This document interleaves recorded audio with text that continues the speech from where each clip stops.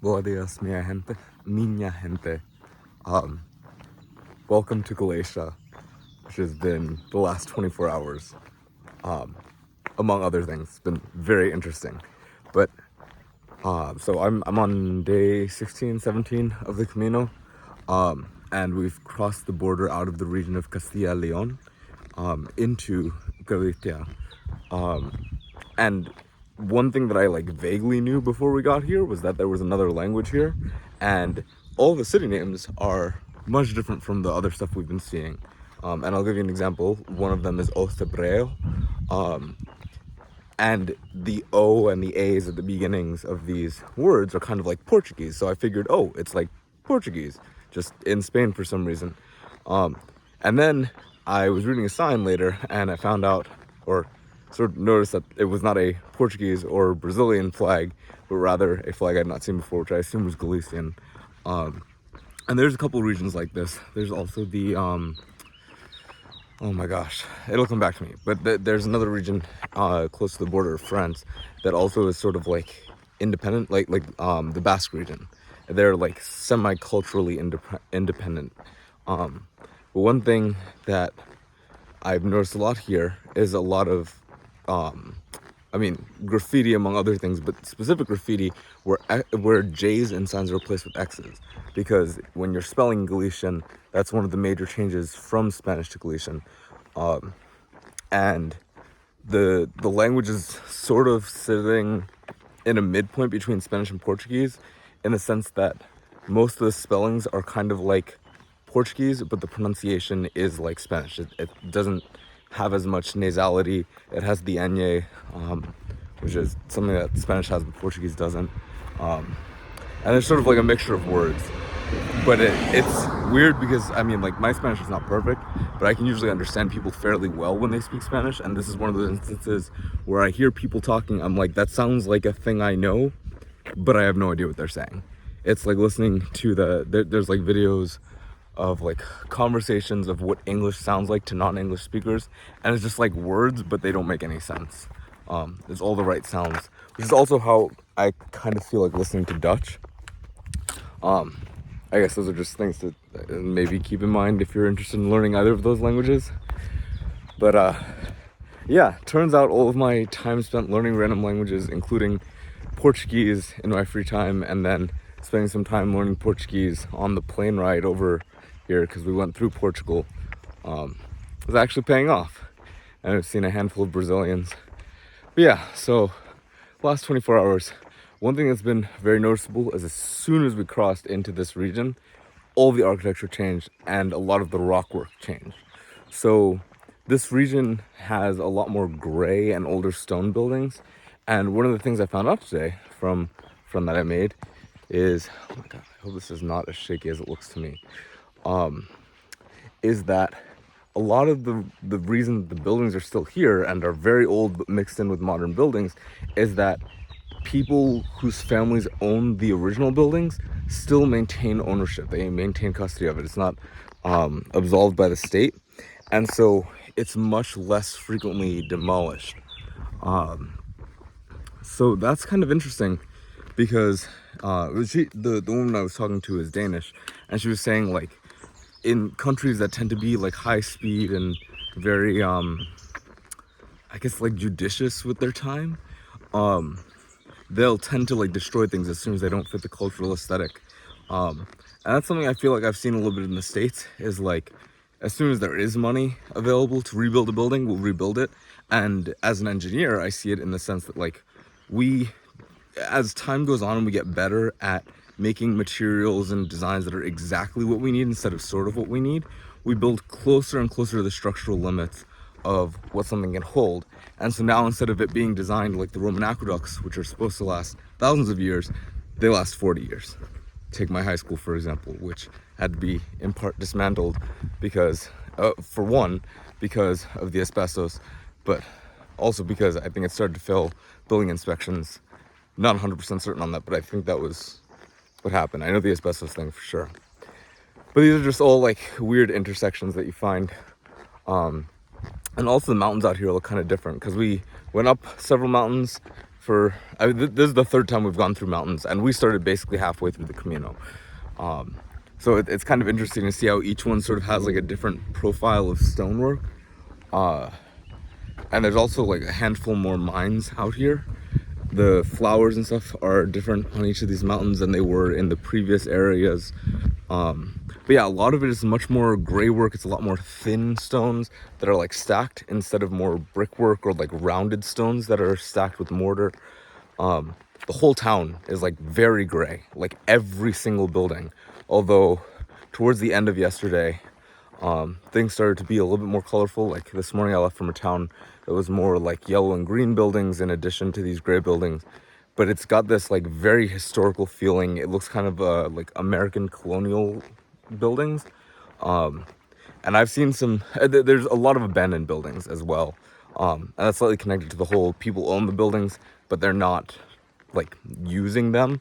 And so they'll be built alongside modern buildings, and then those will be used instead. But a lot of them wind up being used as like, we call it like farm storehouses and stuff. So anyways, today I left from, like, what's the name of the city? Tria Castella. And that was cool because there's like somehow all the Camino people wound up there in the albergue right next to mine. But I didn't get in until 9:30 last night. And that is something I do not recommend because I've had a 10:30 day and a 9:30 day and a handful of 8 o'clock days. And it's just like, when it gets that late, you're just like so like frustrated with walking. Like if you leave earlier in the morning, you have a lot more energy. And that I think helps a lot with tolerating this and even enjoying it. But there's other side effects, right? Like you're around people all day when you're in these cities and when you're at the albergues and stuff. So it helps. Like for me, I do like to leave a little bit later, in part because I get more sleep, especially because I'm out late sometimes, but also because I get some time to myself. Just like read a book, watch YouTube, work on my company. Well, I'm trying to do that a little bit less recently.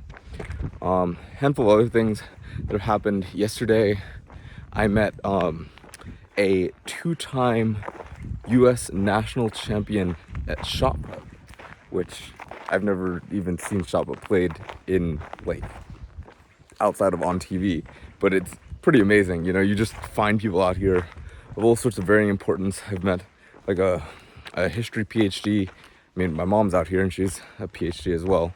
And just, I don't know, people who are like project managers, former engineers, people who have been like serial entrepreneurs, people who've worked in political industries. Just like truly everyone is out here. And, you know, as someone who has spent a lot of time interviewing people across a lot of fields and trying to work with them, it's cool to have it like on easy mode here.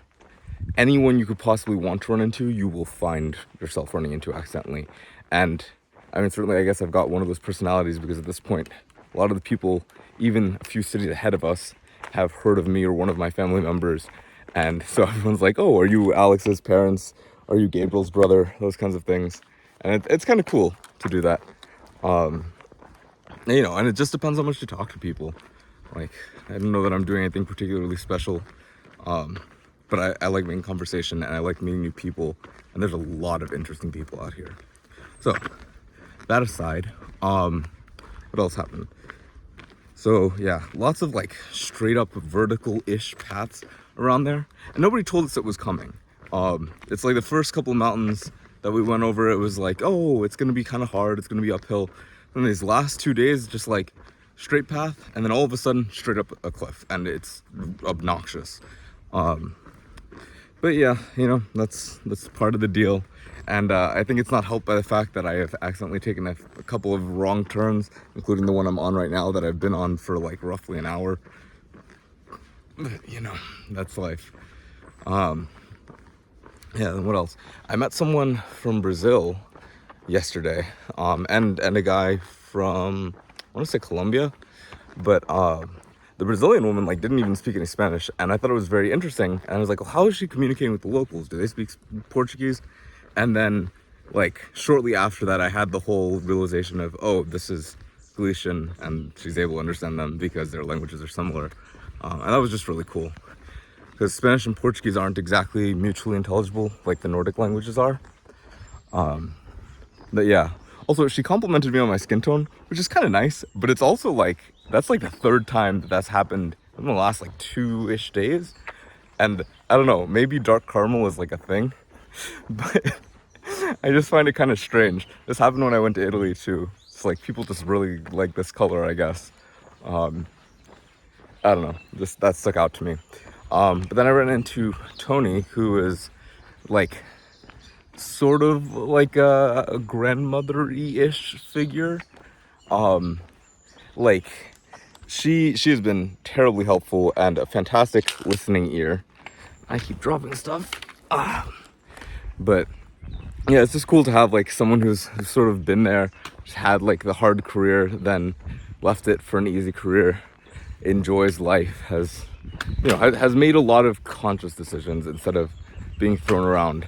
And so it's just nice to talk to a lot of people around here who have a lot of wisdom to offer from the lives that they've lived, and they're here to like refurbish their spirit, sort of. They also pass along that knowledge, and I don't know, I've enjoyed talking with her and many other people who kind of have been where I've been and kind of know what comes next. Sometimes a lot easier than figuring it out yourself. But so I'm trying to remember all the things that have gotten talked about.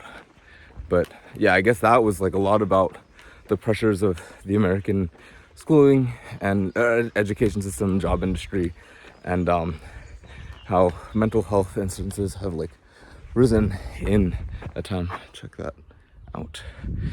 But yeah, so it would not be surprising if things started to change within the next couple of years because people reach a breaking point. But that's for another video. Anyways, so that evening I ran into Mark, who is a British friend of mine that I met like 2-3 days ago, and he and another British guy and I had dinner, and the other guy, whose name I won't disclose just because like this is more on a personal level, but it was very interesting to talk with him. He, while being British, is very much like a Trump backer, thinks of Trump sort of as like the savior of America. He's asking, why'd you guys vote him out? I'm like, I personally hate the guy. There's a few people I reserve that for, but I don't know. Politics are a major interest of mine, and I don't claim to know everything, but it is something when someone tells me everything you've ever read in your life is wrong, and then proceeds to follow it up with Ukraine is full of Nazis. I'm like, okay, I think someone has like been kind of consuming this narrow resource of information, because even like, I'll give you an example. He's like, oh, Zelensky is cocaine addicted, and he's like, why don't you look it up? I looked it up.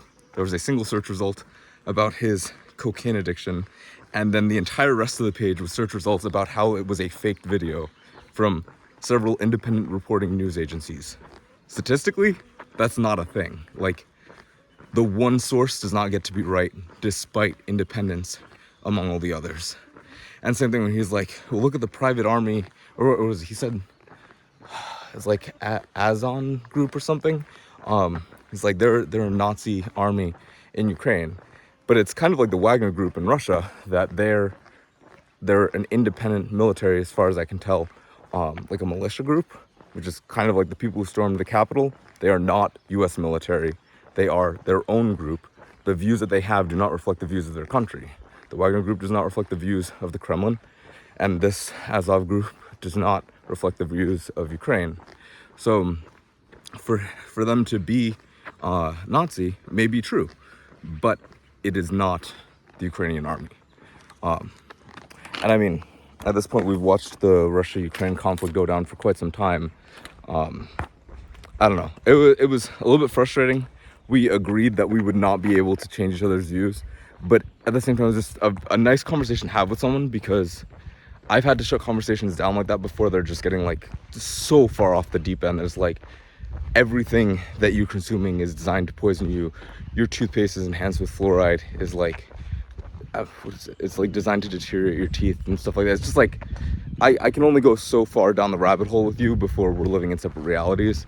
And I mean, if there's one thing I can give to Trump, it's that in following, whether or not it was deliberate, many of the things he did tampered with our ability to trust information.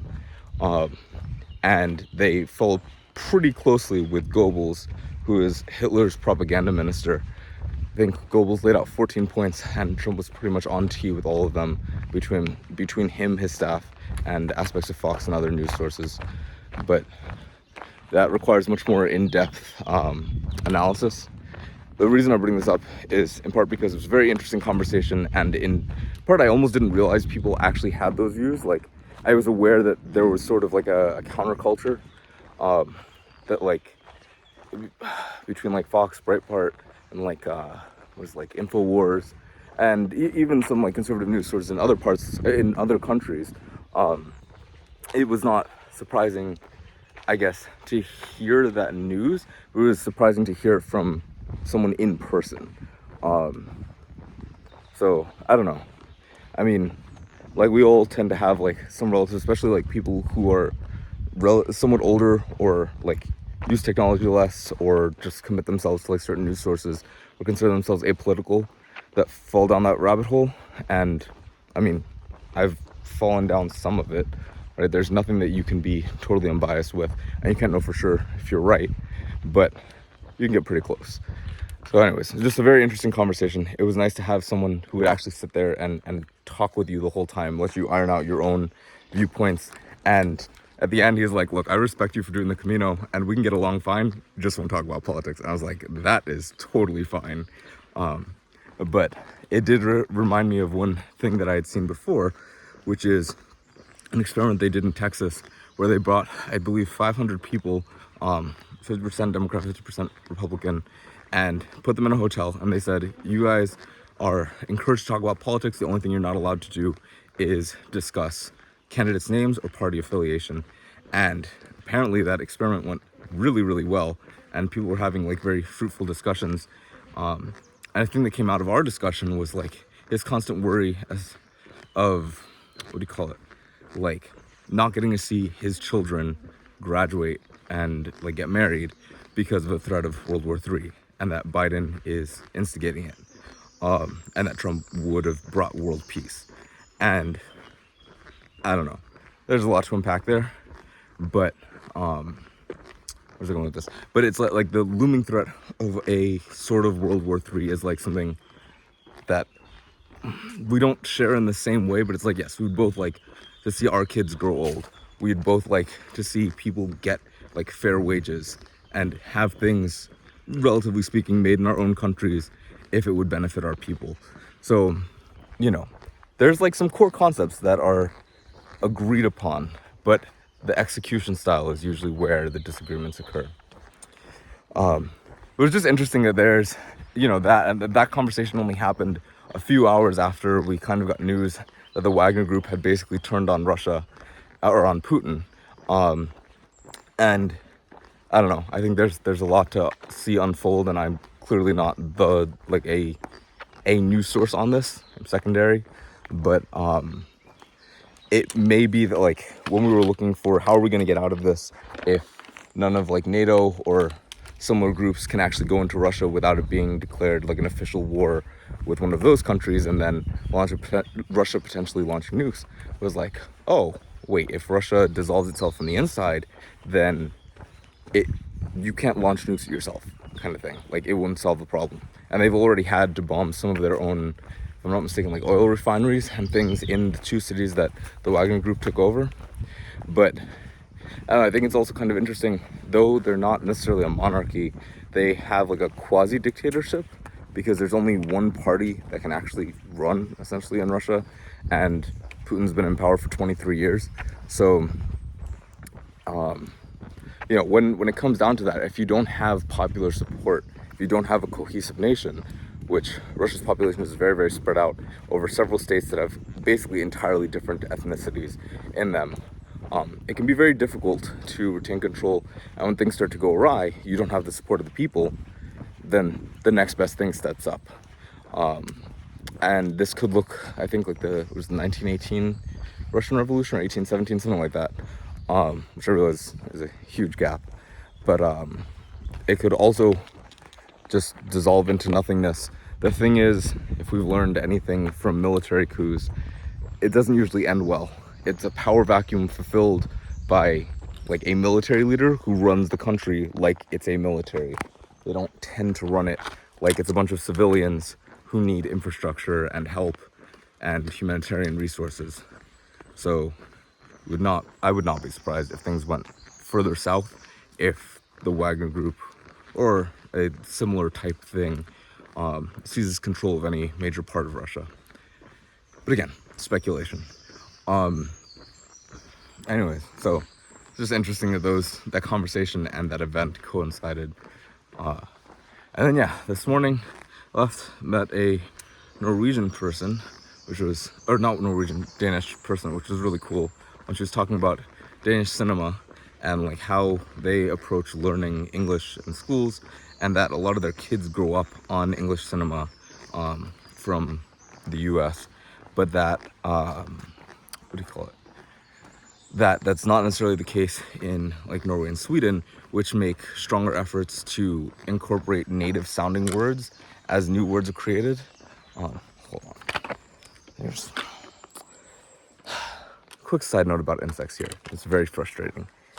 You will find that flies just like always hover right in front of you to the point where it's like if you're not careful, you will just inhale them, and that's happened to me before. But they will follow you sometimes for like a mile. And it's very, very annoying. But yeah, I guess as a tip, like swatting your hands a lot may get rid of them, or blowing hard, like huffing, may do that. It's just something I've experienced. It's annoying, and it's back. Whatever. But yeah, so she was saying like she can basically like Swedish, Norwegian, and Danish are all sort of mutually intelligible, but she was describing like how the cadence of the languages are different. So she can speak all three, but like she said Danish is very like Danish is very short vowels.